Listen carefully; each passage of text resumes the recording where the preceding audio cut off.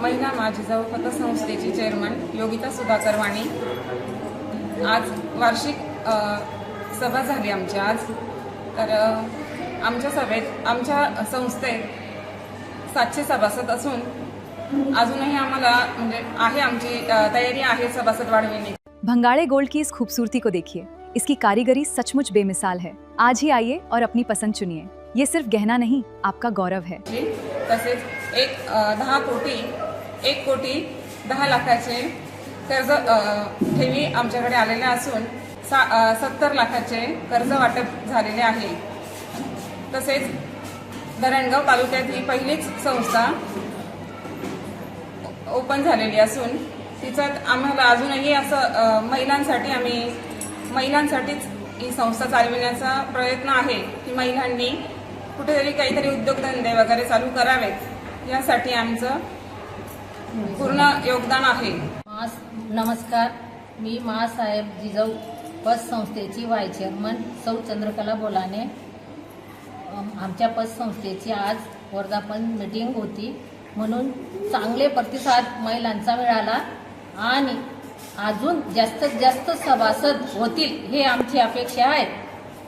तरी आमच्या पतसंस्थेत 1 ग्रॅम सोनं व अर्धा ग्रॅम सोनं व सगळे बक्षीस वाटप झाले। 50ची पावतीला, 20ची पावतीला सगळ्या महिला भगिनींना सगळ्यांना आम्ही आज बक्षीस दिले आणि आमचा आनंद द्विगुणित झाला। मी डॉक्टर निधी अमृतकर साहेब जिजाऊ पतसंस्थेची संचालिका म्हणून बोलते। आज आमच्या पतसंस्थेला 1 वर्ष पूर्ण झालं। पहिलाच वर्धापन दिवस आहे, पण 1 कोटीची ठेव जमा झाली आहे। 70 लाखापर्यंत कर्ज वाटप झाले आहे। याच माध्यमातून आम्ही सर्वांना संबोधित करण्यात इच्छितो की आम्हाला जास्तीत जास्त महिला सक्षमीकरण करण्याचं आहे। त्यासाठी बचत गट असतील किंवा ज्यांना कोणाला छोटे उद्योग, घरगुती उद्योग काही सुरू करायचं असेल तर त्याला पूर्ण प्रोत्साहन आमच्या संस्थेकडून राहील आणि याचा जास्तीत जास्त महिलांनी सभासदांनी लाभ घ्यावा अशी विनंती।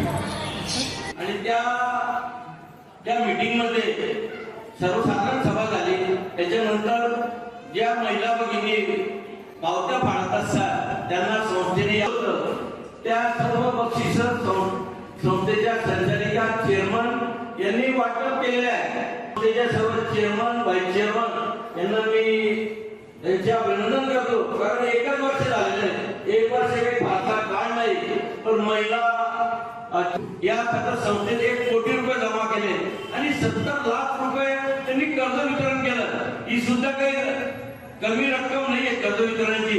काबरे मॅडम मग अशी बोलल्या या कार्यक्रमाच्या अध्यक्षा, किंवा मला असं वाटतं की या पतसंस्थेचं मला सभासद व्हायला पाहिजे। मॅडम तुम्ही सभासदही व्हा, माझी विनंती आहे। संचालकांना मी सांगू इच्छितो की मॅडमला संचालक आपला सभासदही करा आणि मॅडमला कर्जही द्या, कारण कर्ज सुरक्षित राहील याची खात्री मला आहे, लक्षात असू द्या।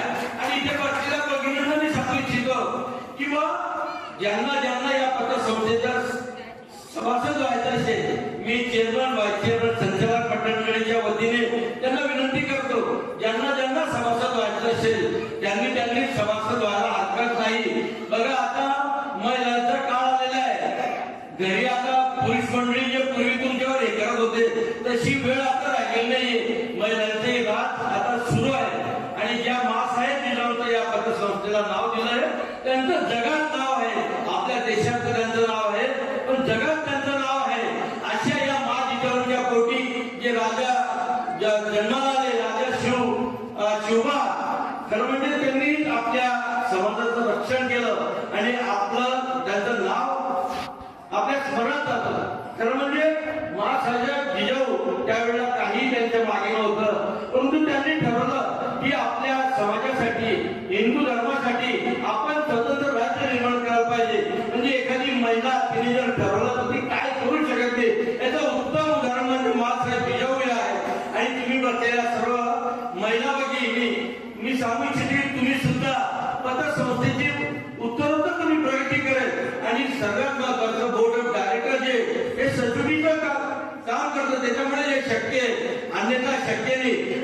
भागीदार होण्याचं मला जे संधी मिळत आहे त्याबद्दल मी अतिशय आनंदी आहे। मी निरीक्षण केलेल्या 4-5 गोष्टींसाठी सर्वप्रथम मी या पतसंस्थेचे अभिनंदन करू इच्छिते.